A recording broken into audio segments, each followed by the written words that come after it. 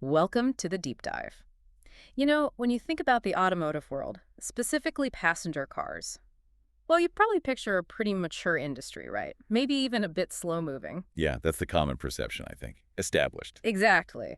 But what if I told you that beneath that surface, the global passenger car market is actually, well, it's undergoing this massive transformation. It's surging forward like It crazy. really is. Becoming one of the fastest growing segments out there. So, our mission today is basically to cut through all the noise. We're going to take a deep dive using insights from sources like cognitive market research and pull out the key stuff, the really important bits about this huge shift. And it is huge. Right. Incredible isn't just throwing a word around here. We're talking a market that was, what, around $2.5 trillion back in 2021? Approximately, yeah. Mm. $2,538.22 billion, to be precise. And it's projected to just explode. We're looking at potentially $15.2 trillion by 2033. 15.2 trillion. It's staggering. That's a compound annual growth rate, a CGR of over 16% globally. 16%. Which is phenomenal. And what's really fascinating here, I think, is that it's not just growth for growth's sake. It's not just more of the same. No, it's a deep systemic transformation. This huge upward curve is being driven by like a combination of powerful forces. Right. You've got widespread economic development, lifting incomes globally. Then there's the basic human desire, the demand for personal mobility, which keeps increasing. Sure, makes sense. And crucially, the accelerating pace of technology. Think smarter cars, cleaner cars, connected vehicles. Right. EVs, autonomous features, all that stuff. Exactly. Yeah. So understanding this market, its drivers, and how different regions are playing out, well, it's pretty essential if you're tracking global economics or innovation or even just, how we're all going to get around in the future. Okay, so let's unpack that because, like you said, it's not just one single global trend happening everywhere the same way. Not at all. This market sounds more like a dynamic patchwork. Different regional stories, each with its own kind of growth path and its own unique factors. Precisely. Different speeds, different drivers. So let's navigate this transformation then. Let's go region by region and see where all this massive growth is actually coming from. Sounds good. Where should we start? Let's start with North America, the enduring giant, you could say. It's always been a powerhouse, right? And looks set to stay that way. Definitely. Already huge, but it's forecasted to hit nearly $5.9 trillion by 2033. That's still maintaining a really strong CGR, 15.66%. Yeah, almost 16%. And if you drill down into that, well, no surprise, the United States makes up the lion's share of that. Right. What are the U.S. numbers? Projected to reach over $4.5 trillion alone. That's huge. Wow. But what's also interesting is the consistent strength across the board. Yeah. Canada and Mexico, they're also showing really strong double-digit CAGRs. Oh, yeah. Canada's at 16.95% and Mexico at 16.07%. So it's not just about the U.S. volume. It reflects, I think, ongoing consumer preferences, maybe for larger vehicles in some segments, and just a steady adoption of new tech.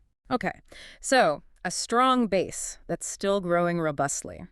Let's pivot now from North America's established markets over to Europe, another really significant piece of this whole global picture. Absolutely. Very significant. Europe's expected to reach almost $4.3 trillion by 2033. And its growth rate, pretty steady too, right? Around 15.65% CAGR. Yeah, remarkably similar CAGR to North America, actually. And when you look inside Europe, you see some key players really driving things. Germany, for instance. Okay. Germany is on track to hit over $600 billion by 2033. 600 billion, wow. But what's also, quote, noteworthy is France. It has a really robust CAGR, 16.55%. Higher than the regional average, then. Exactly. Indicating a strong push there. Probably a mix of consumer demand and, those evolving regulations around emissions we see across Europe. Makes sense. And it's not just the big ones. No, definitely not. Italy, Spain, Russia, they're each projected to get past the $300 billion mark. And what I find fascinating is the rest of Europe category. Yeah. That section alone, covering lots of diverse markets, is expected to cross $1.1 trillion by 2033. It just shows how widespread this growth is, often influenced, by that continent-wide push towards cleaner mobility, smart cities. Right, that whole green transition focus. Yeah. Okay, interesting. Now, Here's where you said it gets really interesting. Asia Pacific. Ah, yes, the You powerhouse. called it a true growth powerhouse. It's got the highest regional CGR of all, doesn't it? 17.05%. That's right, highest overall. And the numbers are just huge, Yes. expanding from under $500 billion in 2021 to a staggering $3.1 trillion by 2033. It's incredible expansion. And within Asia Pacific, Mm. well, China's projected to dominate, of course, over $925 billion in revenue. Almost a trillion on its own. But what really jumps out, I think, is India. India, what's happening there? Just a remarkable CGR, 17.93%, nearly 18%, projected to hit over $450 billion. Wow. What's driving that specifically? Well, it's partly the general urbanization, rising incomes, the growing middle class, Mm-hmm. the usual factors, but also things like the boom in ride-hailing services Ah, okay. and increasing access to consumer finance, making cars more affordable, plus in some areas, government incentives for new types of vehicles like EVs. Right. So confluence of factors. Exactly. And you also see strong performances from Japan, South Korea, Australia, and those fast-growing Southeast Asian economies all have their own specific drivers. But the trend is clear. Increased personal mobility. Okay, that's a really dynamic picture in Asia Pacific. Now let's turn our attention South America. You mentioned it's poised for strong acceleration. It really is. Starting from a small base, but the growth rate is impressive. It's set to grow from around $170 billion in 2021 to over $1.1 trillion by 2033. That's a CAGR of 17.09%, almost identical to Asia Pacific's rate. Very strong indeed. And Brazil is the main engine there, projected to reach over $340 billion. Oh. And what's really driving this, beyond just the expanding middle class, is significantly improved credit availability across the continent. Ah, so financing is key. Absolutely key. It's making car ownership accessible for a much wider group of people, Yeah. turning that aspiration into actual purchases. Right. And you also see Argentina, Colombia, Chile. They're all continuing to show really impressive double-digit growth as well. Yeah. It highlights how widespread this expansion is becoming. Good point. Okay, moving across the globe again. Yeah. The Middle East. What's the story there? We're seeing another clear upward trend, right? A definite upward trajectory. Revenue expected to grow from about $94 billion in 2021 to nearly $490 billion by 2033. And the CAGR. A solid 14.48%. Maybe not quite as high as Asia Pacific or South America, but still very strong growth. And what's happening within the region? Well, key markets like Saudi Arabia, the UAE, Egypt, they're not just seeing growth in volume, but also a noticeable shift towards adopting newer models, including EVs. Oh, interesting. EVs are gaining traction there, too. Increasingly, yes.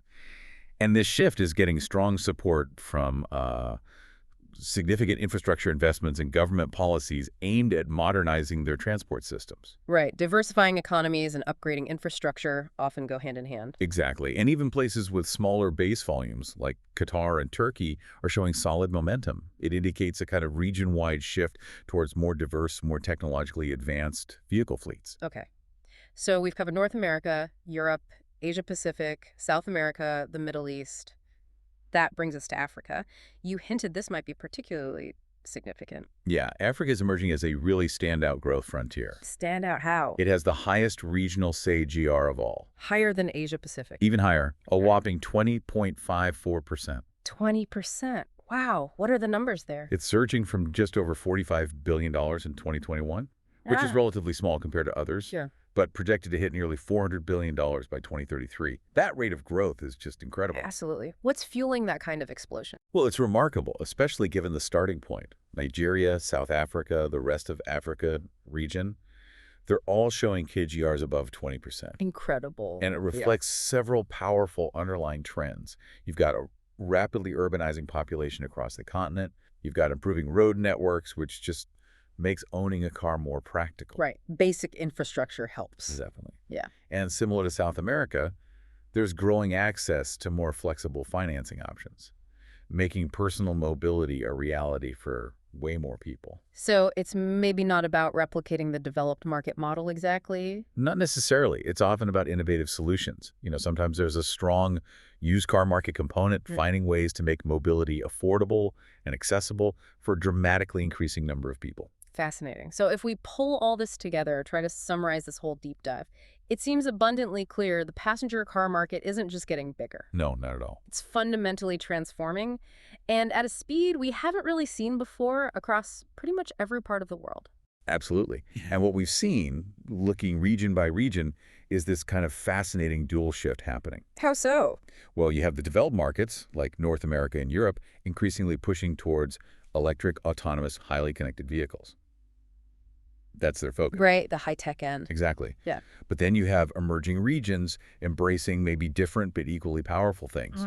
New ownership models, entry-level offerings tailored to different needs, different price points, different infrastructure realities. So it's not converging into one single future model. Not yet, anyway. Yeah. The future of global passenger mobility looks incredibly diverse. It's definitely data-driven now, more than ever, and deeply dynamic. Things are changing fast. Diverse, data-driven, and dynamic. That sums it up well. Okay, final thought then. Something for you, our listener, to maybe chew on. Given this incredible but really varied growth across all these continents, with such different drivers and demands in each place, what new forms of mobility or maybe even vehicle ownership might pop up that we can't even really imagine yet? That's a great question. Think about how these really distinct regional needs could spark totally new kinds of innovation, things we haven't seen before, tailored specifically for those markets. Yeah. Yeah. What comes next when you have such different growth paths happening all at once? Definitely something to think about. Absolutely. Something to consider as you go about your day. Okay, let's unpack this. Think for a moment about how much the way we get around has already changed, and then how much more is it really about to. Today, we're doing a deep dive into the truly remarkable transformation happening in the global passenger car market. And just so you know, all our insights are drawn from excerpts from the evolving landscape of passenger cars. Trends and transformations by cognitive market research. Our mission here is pretty straightforward. Pull out the most important nuggets of knowledge, really understand the powerful forces shaping this market, and figure out what this all means for your personal mobility, in the near future. And it's crucial to get that this evolution, it's not just happening slowly, it's actually accelerating faster than we've really seen before. Success in this space, whether you're a big automaker or a small tech startup, it really hinges on adaptability and, constant innovation. That really sets the stage. So let's get into it. What are the forces actually propelling this huge change? Here's where it gets really interesting. Let's start with the big socioeconomic drivers. We're talking about accelerating urbanization, plus that rising middle class. And this is having a huge impact, particularly in developing economies, right? Asia-Pacific, Latin America, Africa. So what does that mean on the ground? It leads to this huge demand for affordable, compact, fuel-efficient cars. Exactly. And what's fascinating here is the scale of it. It's this demographic shift. We're seeing this surge, a real surge of first-time car buyers. You really see it in those Tier 2 and Tier 3 cities.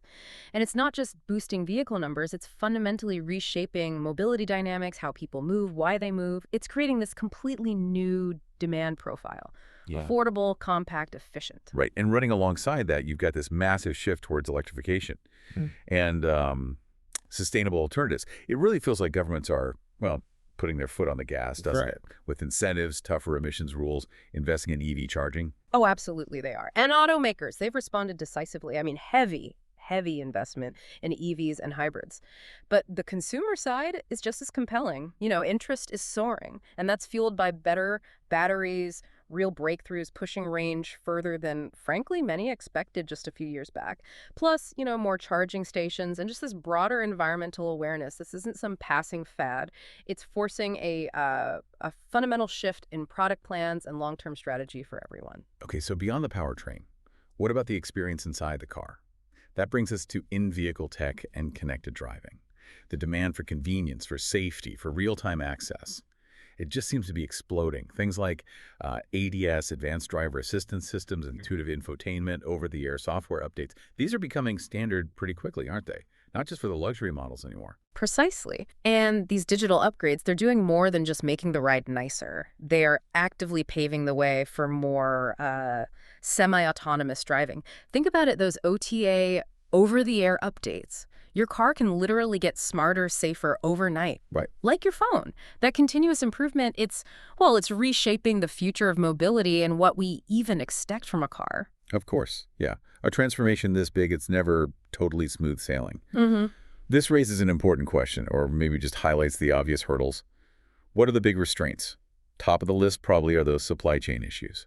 And the semiconductor shortages that just keep causing problems. We know chips are vital now. They run everything from the dashboard screen to the brakes. Hmm. So what's the actual impact of being so reliant on them? Well, that dependency, it creates a serious bottleneck, a real choke point for the whole industry. It means manufacturers are facing delays, rising costs, limited production. It's tough, which, slows down deliveries of new cars and limits what's even available for people to buy, makes the whole system quite fragile. And another big barrier, especially if you look at emerging markets, is just the cost. The high price tag on these advanced tech-heavy cars, and particularly electric cars. Even with demand rising, that upfront cost for EVs, it puts a lot of people off, right? It's definitely not just the sticker price, though that's a big part of it. You've also got other things influencing buyers, battery pricing volatility, sometimes quite limited model choices, especially at lower price points. And, people still worry about long-term costs servicing these new technologies. Is the infrastructure really there yet? All that together makes mass adoption, well, challenging. And the last piece, maybe, the environmental regulations and just meeting all the compliance rules. That adds complexity. Indeed. Yeah, sticking to global fuel efficiency standards, emission caps, recycling rules, it all adds significant cost. R&D, production, everything. Sometimes it even means they have to stop making certain models or using certain technologies because they just can't meet the new rules affordably. It definitely complicates product strategy. Okay, so we've got the drivers pushing things forward and these restraints holding things back a bit. So what does this all mean for what's coming next? What key trends are really set to reshape the future? Well, one interesting thing is the rise of subscription-based ownership models. It's fascinating. That's growing interest, especially among younger urban people, in just using a car flexibly, leasing monthly subscriptions instead of buying outright. Yeah, and you can see the appeal for the consumer. You get access to maybe nicer vehicles without the long-term tie-in or worrying about maintenance, depreciation. And for the automakers, well, it opens up totally new revenue streams. It's part of that shift from just selling metal boxes to providing mobility as a service. It really reshapes the value chain. And speaking of service and tech, there's the integration of autonomous driving features into, like, normal cars. Things like adaptive cruise control, lane assist, automatic braking, even self-parking. They're not just in the super high-end cars anymore, they're showing up in mid-range models. Oh, it's incredibly significant. These aren't just gadgets. They improve safety, yes, but they're also actively moving us closer to, genuinely hands-off driving, fully autonomous mobility. And that shift, it redefines what consumers expect. It ramps up demand for smarter, tech-forward cars. It changes our whole relationship with the vehicle. Right. And finally, there's this really broad sustainability transformation happening across the industry. Automakers are really embracing eco-friendly design, circular manufacturing. It feels like a much deeper shift now. It really is. It means looking beyond just the tailpipe emissions.